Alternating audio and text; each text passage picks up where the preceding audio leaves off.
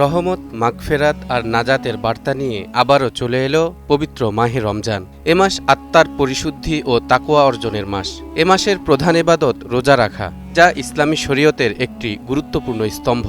কিন্তু কবে থেকে শুরু করতে হবে রোজা, এ বিষয়ে কি দিক নির্দেশনা দেয়া আছে ইসলাম ধর্মে, আজ জানবেন সেসব তথ্য। হিজরি সনের মাসগুলো মূলত চাঁদ দেখার উপর নির্ভরশীল।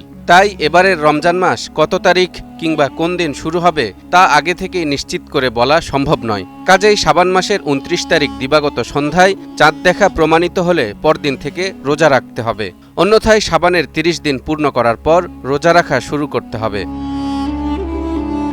এ বিষয়ে হজরত আবদুল্লাহ ইবনে ওমর রাদিয়াল্লাহু তাআলা আনহু বলেন, রাসূলুল্লাহ সাল্লাল্লাহু আলাইহি ওয়াসাল্লাম বলেছেন, রমজানের চাঁদ না দেখা পর্যন্ত রোজা রাখবে না এবং শাওয়ালের চাঁদ না দেখা পর্যন্ত রোজা রাখা বন্ধ করবে না।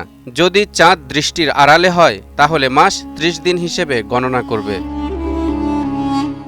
অন্য হাদিসে বর্ণিত হয়েছে, শাবানের ২৯ দিন পূর্ণ করার পর তোমরা যদি রমজানের চাঁদ না দেখো তাহলে শাবান মাস ৩০ দিন পূর্ণ করবে।